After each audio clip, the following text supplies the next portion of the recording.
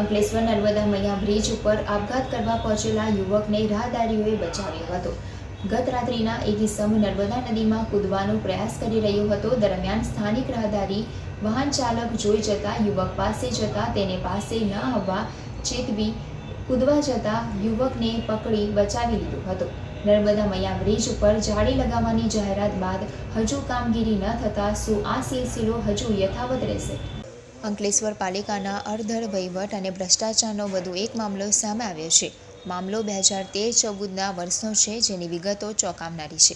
Ankleshwar RTI activist દ્વારા પાલિકા પાસે શહેરના સ્લમ વિસ્તારમાં બનાવવામાં આવેલ શૌચાલય અંગે વિગતો માંગી હતી। 100% શૌચાલય યુક્ત શહેર બનાવવાના ચક્કરમાં લાખોનું કૌભાંડ આચરવામાં આવ્યું હોવાની વિગતો સપાટી ઉપર આવી છે। આરટીઆઈ હેઠળ મળેલી વિગતોમાં પાલિકા દ્વારા જે તે વખતે 12 વોર્ડમાં 1906 જેટલા ટોયલેટ બ્લોક બનાવવામાં આવ્યા હોવાનો રેકોર્ડ આપ્યો હતો, જેમાં 4 એજન્સી દ્વારા 1.62 કરોડ ઉપરાંતના ખર્ચે આ ટોયલેટ બાંધ્યા હતા। જે રેકોર્ડની વિગત ચકાસતા એક જ ઘરમાં 4 વ્યક્તિના નામે ટોયલેટ બ્લોક બંધાવવામાં આવ્યા હતા, જેમાં એક જ બાંધ્યા હોવાનું આરટીઆઈ એક્ટિવિસ્ટ જણાવી રહ્યા છે।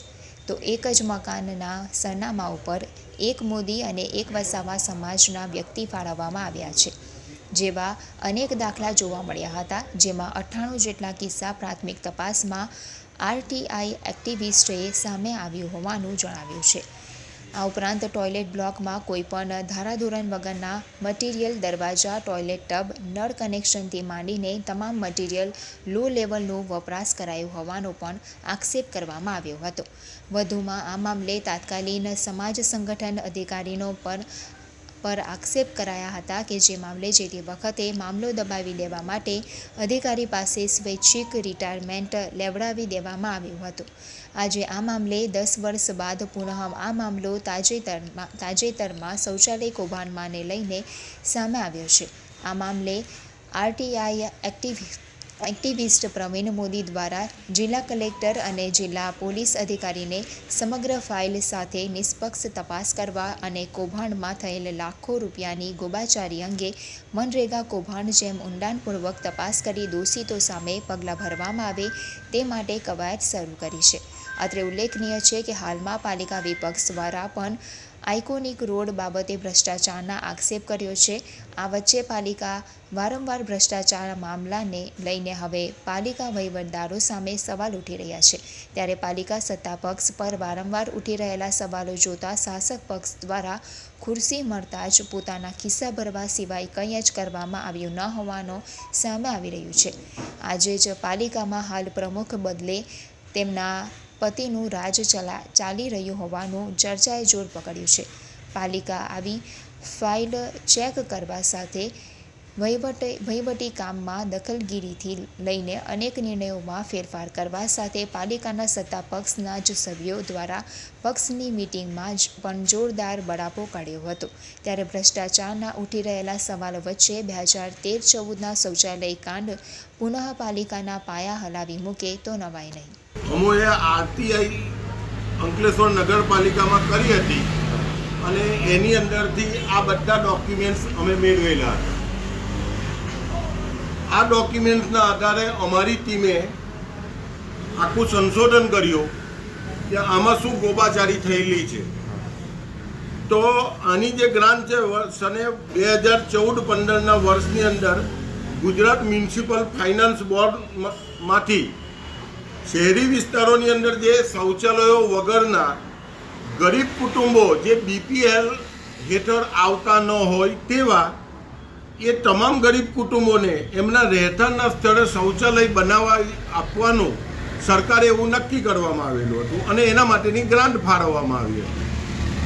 જે અન્વયે અંકલેશ્વર નગરપાલિકા વિસ્તારમાં જે તે સમયે વોર્ડ નંબર 1થી 12માં 1906 જેટલા શૌચાલયો બનાવી આપવામાં આવેલ, પરંતુ આમાં ત્યારે ભારે ગોબાચારી કરીને એક જ કુટુંબની અંદર 4 વ્યક્તિ રહેતા હોય તો ચારેયના નામ ઉપર આ બતાવી આપવામાં આવેલા છે કે 4 શૌચાલયો બનાવી આપ્યા।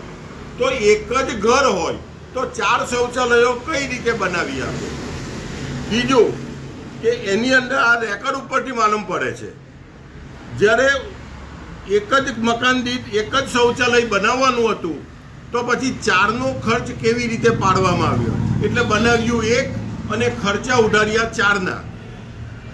ઘણા કેસોની અંદર તો એવું છે કે આની અંદર સ્પષ્ટ માલુમ પડે છે કે 1688 નંબરના અનુક્રમ નંબર ઉપર વોર્ડ નંબર 3માં મોદી વૈષ્ણવીબેન નીરવકુમારના નામ ઉપર અને ઓબ્લિક વસાવા વૈશાલીબેન પ્રભાતભાઈ. હવે આમનો મેર જ કેવી રીતે બેસે છે કે મોદી વૈષ્ણવીબેન નીરવકુમાર અને એના જ ઘરની અંદર વસાવા વૈશાલીબેન પ્રભાતભાઈ બતાવેલું છે ને 1689 અનુક્રમ નંબર ઉપર નીરવકુમાર વસંતલાલ મોદી ઓબ્લિક તીરસાદ વસંત રાજારામના નામ બતાવવામાં આવેલા છે. આવા તો કેટલા અસંખ્ય નામો એવા છે કે જે નામોનો મેર જ બેસતો નથી. એક મુસ્લિમનું નામ હોય અને એક હિન્દુનું નામ હોય તો એક જ ઘરની અંદર એ લોકો કઈ રીતે રહી શકે છે?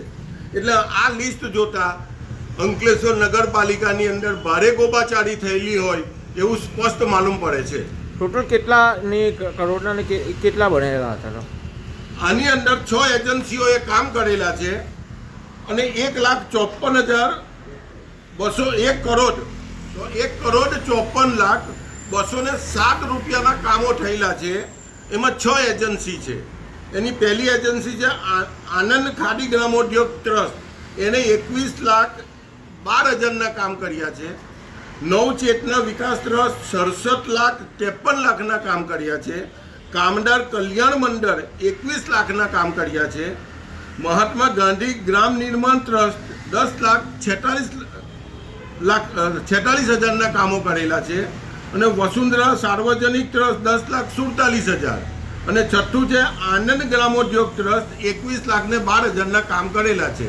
આમ કુલ 1,54,207 રૂપિયાના કામો નગરપાલિકા દ્વારા થયેલા છે. એમાં અમને એવું સ્પષ્ટ લાગે છે કે 50થી 60 લાખ રૂપિયાની મોટા પાયે ગોબાચારી થયેલી હોય એવું અમને આ ડોક્યુમેન્ટના આધારે અમને એવું લાગી રહ્યું છે. અચ્છા, આમાં કોઈ કર્મચારી પર કાર્યવાહી થયો અને ત્યાર પછી કોઈ એક્શન લેવાયો કે કોઈ તપાસ થયો એવું પાલિકા તરફ? આની અંદર હેમાક્ષીબેન રાણા હતા સમાજ સંગઠન તરીકે અને એ સમય દરમિયાન હેમાક્ષીબેનને એવું કંઈક દબાણ કર્યું હશે કે તમે રાજીનામું આપી દો ક્યાં તો તમારી ઉપર અમે પગલાં લઈશું. એટલે તમને જે કંઈક મળતા લાભો હોય એ લાભો તમને મળશે નહીં. એટલે અમારું એવું માનવું છે કે હેમાક્ષીબેને જે તે સમયે રાજીનામું આપીને છૂટા થયા. કોઈ કાર્યવાહી આગળ કરેલી નથી અને આખું પ્રકરણને દબાવી દેવામાં આવેલું છે અને હેમાક્ષીબેનનો ભોગ લેવામાં આવ્યો.